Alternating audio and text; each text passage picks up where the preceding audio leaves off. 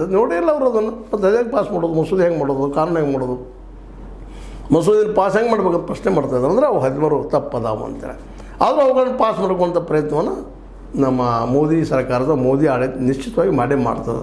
ಅದರಲ್ಲಿ ಬಂಟ್ರಿದ್ದಾರೆ ಅವರು, ಆ ಮತ್ತು ಬೇರೆ ಅದೇನೋ ಆಗಲಿ.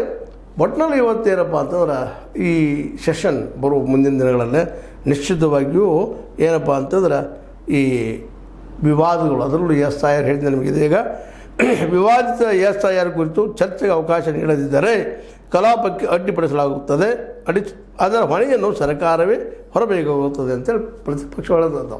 ನಮಗೆ ಅವಕಾಶ ಕೊಡಬೇಕು, ನೀವು ಅದು ಬೇರೆ ಆದಿಲ್ಲ. ಕೊಡದಿದ್ದರೆ ನಾವು ಬಿಡುವುದಿಲ್ಲ, ನಾವು ಕಲಾಪವನ್ನು ಮುಂದೆ ಹಾಕ್ತಾ ಹೋಗ್ತೀವಿ, ವಿರೋಧ ಮಾಡ್ತೀವಿ ಅನ್ನೋಂಥ ಮಾತು ಹೇಳ್ತಾ ಇದ್ದಾರೆ. ಇನ್ನೂ ಅನೇಕ ಸಮಸ್ಯೆಗಳನ್ನ ಅವರು ಮಾತಾಡುವಂಥದ್ದು, ಮಾಡಬೇಕು ಅನ್ನುವಂಥದ್ದೆಲ್ಲ ವಿಚಾರ ಮಾಡ್ತಾ ಇದ್ದಾರೆ. ಈ ಚರ್ಚೆ ಎಷ್ಟರ ಮಟ್ಟಿಗೆ ಯಶಸ್ವಿ ಆಗ್ತದೆ ಅಂತ ಹೇಳಕ್ಕೆ ಸಾಧ್ಯ ಇಲ್ಲ.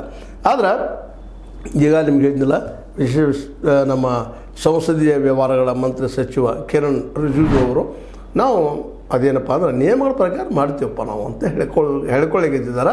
ಅದು ಎಷ್ಟು ಮಟ್ಟಿಗೆ ಎಷ್ಟು ತಾಸು ಕೊಡ್ತಾರೆ, ಏನು ಕೊಡ್ತಾರೆ ಅನ್ನೋದು ಇಲ್ಲಿ ಬಹುಮುಖ್ಯ ಪ್ರಶ್ನೆ ಅದು. ಮತ್ತು ಇನ್ನೊಂದು ಗಮನಿಸಬೇಕಾದ ಏನಪ್ಪ ಅಂತಂದ್ರೆ, ವಿರೋಧ ಪಕ್ಷಗಳಿಗೆ ಇದು SIR ಏನಪ್ಪ ಅಂದ್ರೆ ಮಾರಣಾಂತಿಕ ಹಲ್ಲೆ ಆದಂಗೆ ಆಗ್ತಾಯಿದೆ. ಯಾಕಂದ್ರೆ ನಿಶ್ಚಿತವಾಗಿ ಸೋಲೋದು ಗ್ಯಾರಂಟಿಯಪ್ಪ ಅನ್ನೋದು ಅವ್ರಿಗೆ ಖಾತ್ರಿ ಆಗಿಬಿಟ್ಟದು. ಅದಕ್ಕೆ ಇದನ್ನು ಹೆಂಗೆ ತಡಿಬೇಕು ಅನ್ನುವಂಥದ್ದು. ಮತ್ತು ಈಗಾಗಲೇ ಸುಪ್ರೀಂ ಕೋರ್ಟ್ನಲ್ಲೂ ಸುಪ್ರೀಂ ಕೋರ್ಟ್ ಇಂಡಿಜನ್ ಕೊಡೋದು ಗೊತ್ತಿಲ್ಲ. ಬಟ್ ಇದಕ್ಕೆಲ್ಲ ಒಂದು ಪರಿಹಾರ, ಬ್ಯಾಲೆಟ್ ಪೇಪರ್ ಭಾಳ ಕಷ್ಟದ ಕೆಲಸ ಅಂತ ನಾವೆಲ್ಲರೂ ಒಪ್ಪಬೇಕಾಗ್ತದೆ, ಇಲ್ಲ ಅಂತಲ್ಲ. ಹೆಚ್ಚು ಕಡಿಮೆ 99 ಕೋಟಿ ಮೇಲ್ಪಟ್ಟು ನಮ್ಮಲ್ಲಿ ಮತದಾರ ಇದ್ದಾರೆ.